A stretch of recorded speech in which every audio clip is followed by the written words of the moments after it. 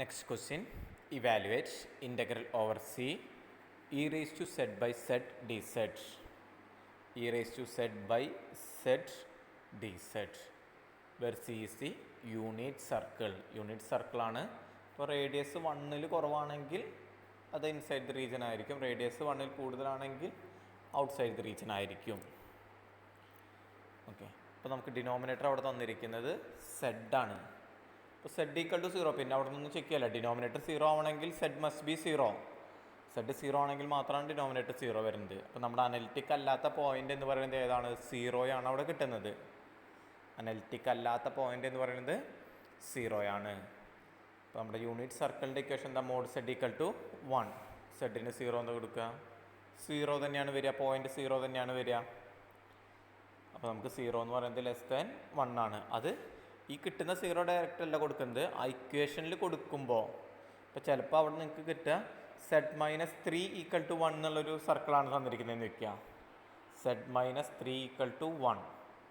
അപ്പോൾ സെഡിന് 0 കൊടുത്താൽ എന്താ വരിക? 0 - 3. 0 - 3 എന്ന് പറയുന്നത് മോഡുലസ് കൊടുക്കുമ്പോൾ -3 എന്നുള്ളത് +3 തന്നെ വരിക. അത് 1നേക്കാൾ കൂടുതലാണ്. അങ്ങനെയാണെങ്കിൽ ഔട്ട്സൈഡ് ദി റീജിയൻ ആണ്. പക്ഷെ ഇവിടെ തന്നിരിക്കുന്നത് മോഡ് സെഡ് മാത്രമേ ഉള്ളൂ. യൂണിറ്റ് സർക്കിൾ റേഡിയസ് സെൻറ്റർ ഒന്നും പറഞ്ഞിട്ടില്ലെങ്കിൽ നമ്മൾ മോഡ് സെഡ് മാത്രമേ എടുക്കുള്ളൂ. സെൻറ്റർ 3 5 എന്നൊക്കെ പറഞ്ഞിട്ടുണ്ടെങ്കിൽ z-3 z-5 അങ്ങനെ ആയിരിക്കും മോഡുലസ്. ഓക്കെ, അപ്പോൾ ആ സർക്കിൾ എന്താണ്? ഇൻസൈഡ് ദി റീജിയൻ ആണ് വരുന്നത്. പോയിൻ്റ് ഇൻസൈഡ് ദി റീജിയൻ ആണ് വരുന്നത്. അപ്പോൾ നമ്മുടെ ഇക്വേഷനായിട്ട് നമ്മൾ കമ്പയർ ചെയ്യുന്നു. Integral over C E raise to z by z dz.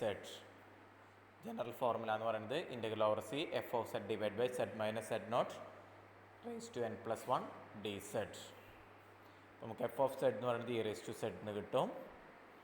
അതുപോലെ z0 എന്ന് പറയുന്നത് ഇവിടെ ഒന്നും മൈനസ് ചെയ്യുന്നില്ല, അതുകൊണ്ട് z0 0 ആണ്. n+1 എന്ന് പറയുന്നത് 1 ആണ്. അപ്പോൾ n എന്ന് പറയുന്നത് 0 ആണ് കിട്ടുക. ഇത്രയും കണ്ടുപിടിച്ച് കഴിഞ്ഞതിന് ശേഷമാണ് നമ്മൾ കോഷി ഇൻ്റഗ്രൽ ഫോർമുല അപ്ലൈ ചെയ്യുന്നത്. By Cauchy integral formula integral over C F of z divide by z minus z0 dz. F of z divide by z minus z0 dz equal to 2πi into F of z0.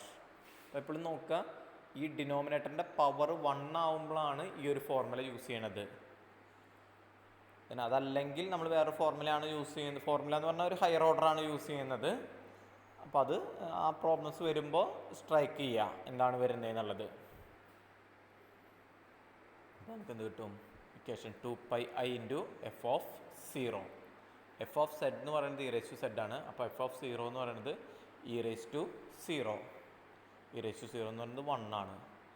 2πi into 1 that is 2πi തന്നെയാണ് വരിക. അപ്പോൾ വീണ്ടും ഒന്നുകൂടി ചെയ്യേണ്ടത് denominator equal to 0 കൊടുക്കുക. ആ point interior ആണോ outside the region ആണോ എക്സ്റ്റീരിയർ ആണോ എന്നുള്ളത് ചെക്ക് ചെയ്യാണ് ആദ്യം വേണ്ടത്. 3 മാർക്കിനൊക്കെ ആണെങ്കിൽ ശ്രദ്ധിക്കണം, ചിലപ്പോൾ അത് എക്സ്റ്റീരിയർ ആവാനുള്ള ചാൻസ് വളരെ കൂടുതലാണ്. എപ്പോഴും അങ്ങനെ ആയിക്കൊള്ളണമെന്നൊന്നുമില്ല, ഇൻറ്റീരിയറും വരാം. ഈ മാർക്കൊക്കെ ഇപ്പോൾ 7 മാർക്കിന് വെയിറ്റേജുള്ള പ്രോബ്ലം ഒന്നുമില്ല, ഇതൊക്കെ 3 മാർക്ക് വെയിറ്റേജ് തന്നെയുള്ളൂ. കുറച്ചും കൂടി ടഫ് പ്രോബ്ലംസ് ആകുമ്പോഴാണത് 7 മാർക്കിനുള്ള വെയിറ്റേജ് ആയിട്ട് വരുന്നത്.